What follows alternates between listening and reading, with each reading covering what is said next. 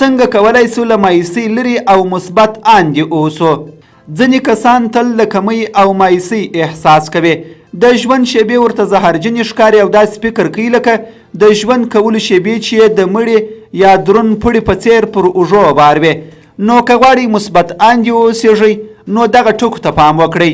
د دې لپاره چې خپل ذهنیت له مایوسۍ او نارامۍ وژغورو پکار ده چې له بېلابېلو زاویو د مثبت فکر په تکل سوچ وکړو.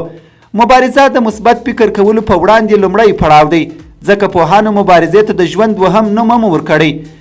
بله دا چې ماتې باید بالکل ونه منو. د ماتې په لور لومړنی ګام د مایوسۍ دی. موږ باید د ماتې کلمه د ذهن له حافظې د باندې وغورځوو. که چیرې ژوند د کرکټ یا د کرکټ د میدان سره تشبیه کړو، بالونه او توپونه یې چانسونه وګڼو، نو نه باید د یو بال یا چانس په میس کولو هر څه پرېږدو او د ژوند یې اوږد سفر ته لاس تر زنې کښېنو.